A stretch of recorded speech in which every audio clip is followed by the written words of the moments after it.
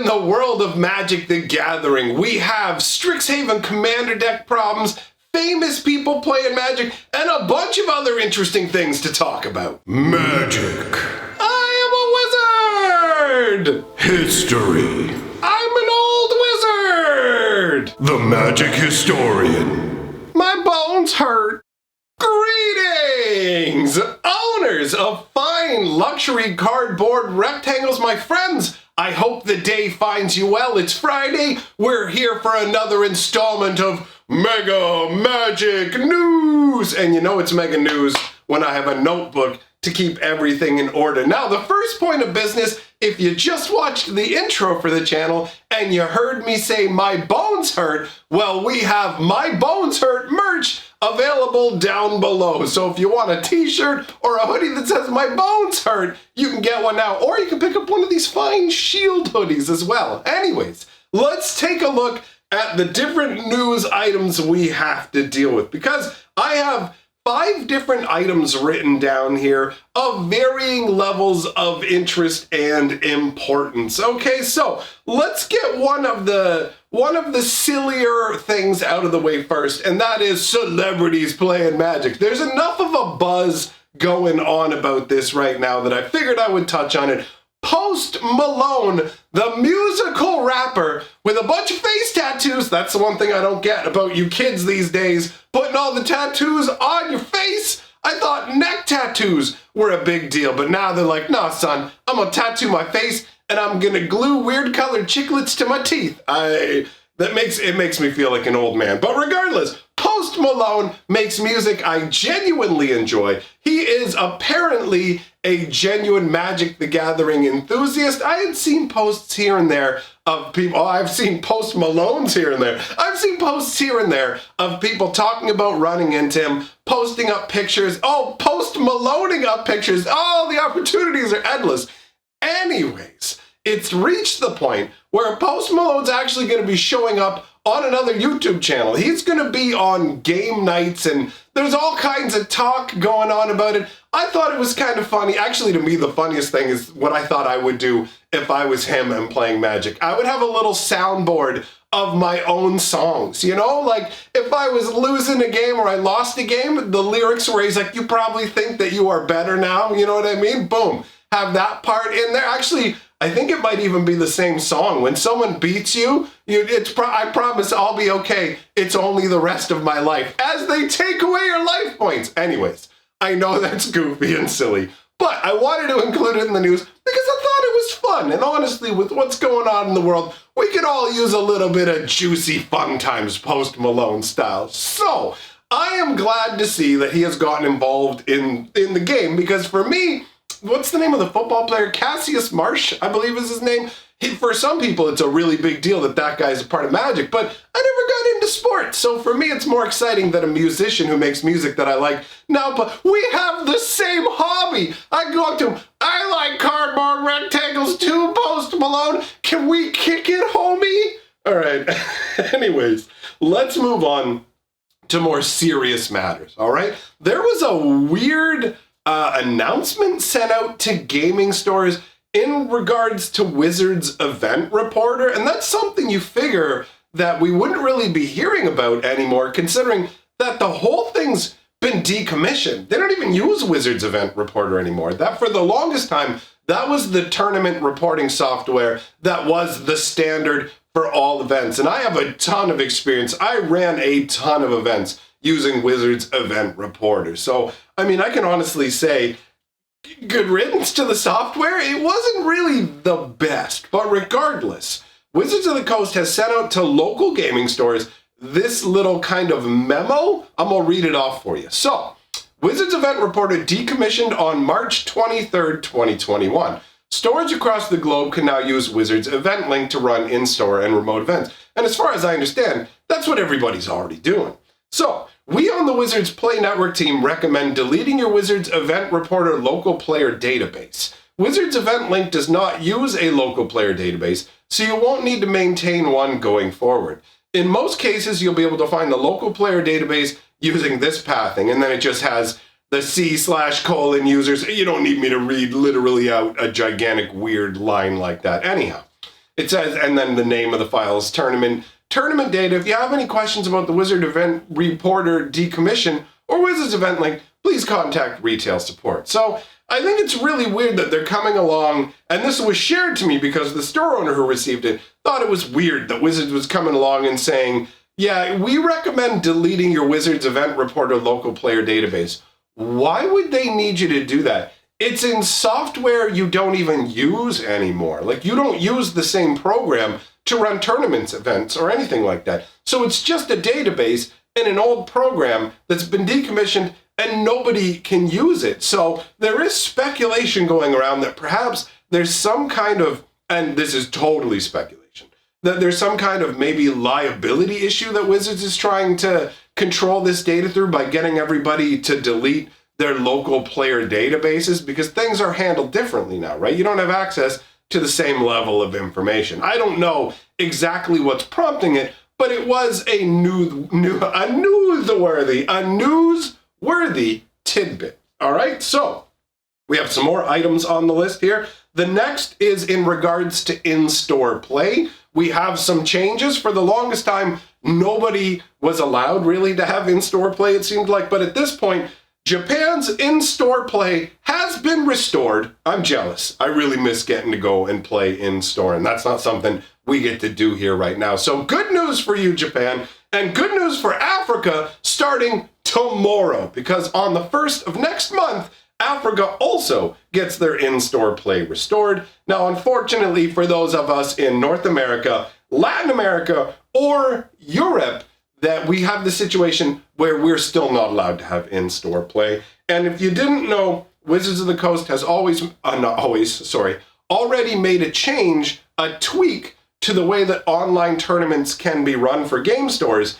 And basically what happened was Wizards set a cap for entry fees, how much a store is allowed to charge as an entry fee for an online event using the new updated online tournament services, right? And so that cap has been raised to a maximum of $25 per participant. So that allows stores to have bigger stakes events for their arena or spell table events, because you can actually do paper events as long as everybody is playing on like a camera set up across the internet, which that's not really for me, but whatever. That's for you, that's cool, that's newsworthy. I like getting to actually sit down. I miss it.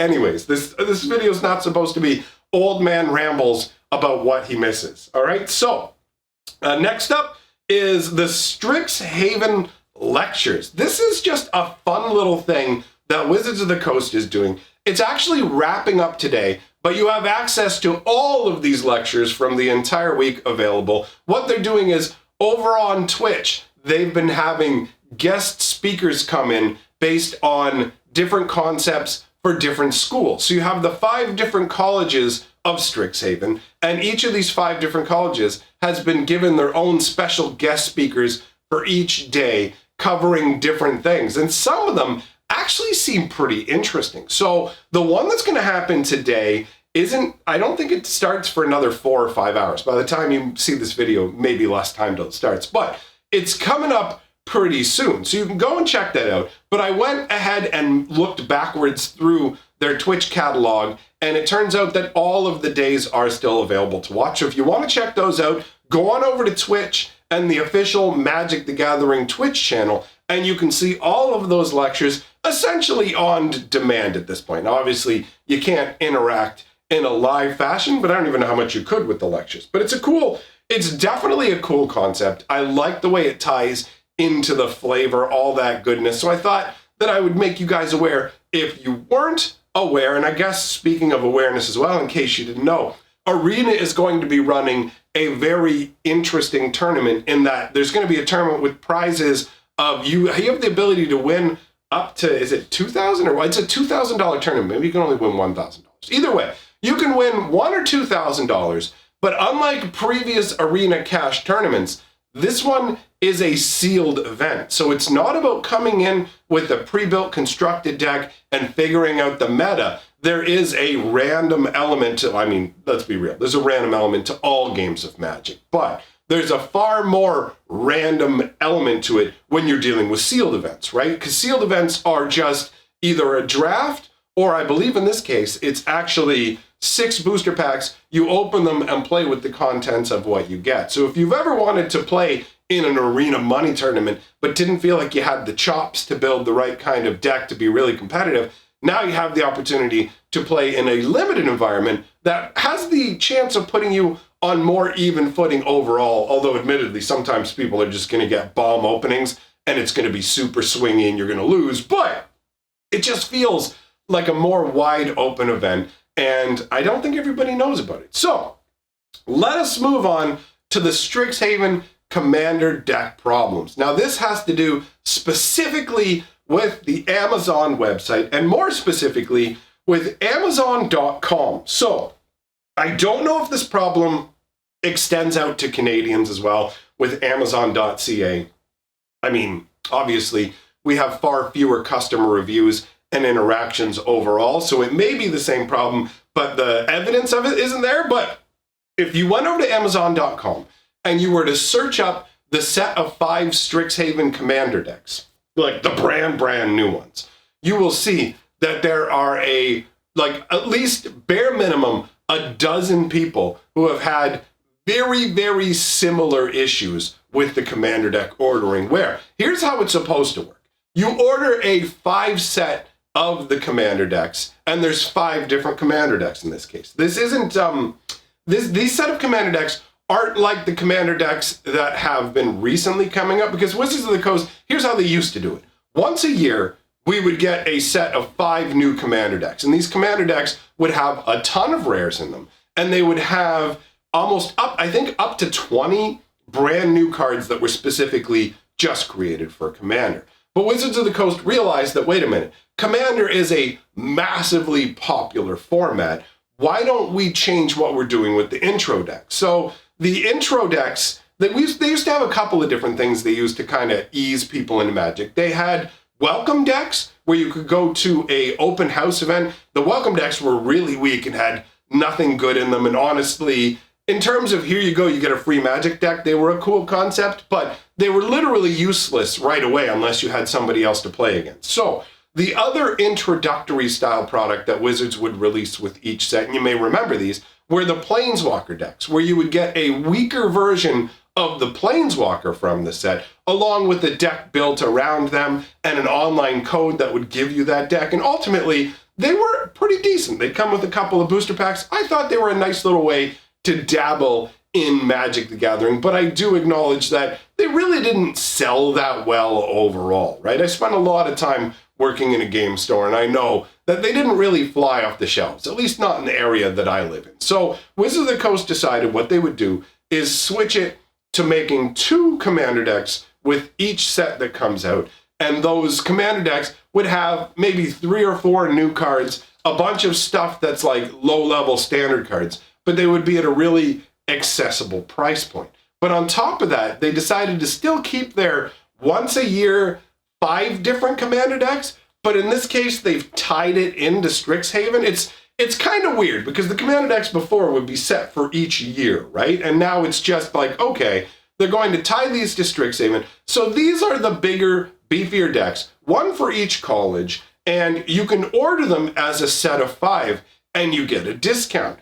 But a whole bunch of people are running into problems where they're not getting things as ordered. So we have at least one person had a situation where they ordered a set of 5 decks and they got 4 different decks correctly and they got a double up of one of the decks. But that's just one person. The predominant problem that seems to be happening for the majority of these people who are running into an issue is the fact that when they order a set of 5, 1 of each of the decks, instead, they're being sent a set of 5 of 1 deck. And it's not consistent which 5 they're being sent. So one person is saying, hey, I got sent 5 Quandrix decks. Another person is saying, hey, I got sent 5 Prismari decks. It seems like the most complaints seem to be around the Silver Quill decks, where multiple people said, I got 5 Silver Quill decks, and the one poor fellow,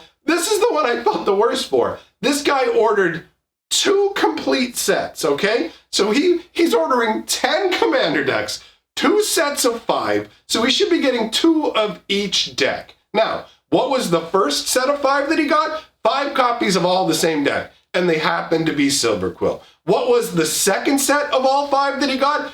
Silver Quill again! Imagine the bad luck. Like, he didn't even get 2 separate boxes that have 2 different, so it's like, well, at least I got 2 of the 5. He literally got 10 decks, and they're all Silver Quill.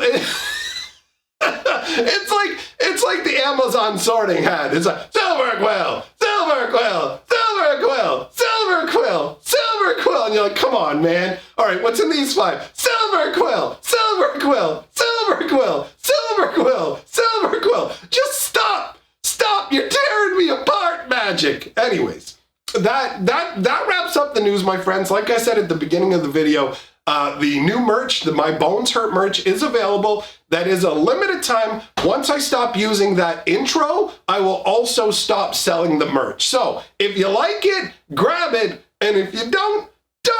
Thanks for coming by. List of my top patrons scrolling by, and links to 2 videos from my other channels, Magic Lore and Something Funny. Knock yourself out. I will see you next time, my friends.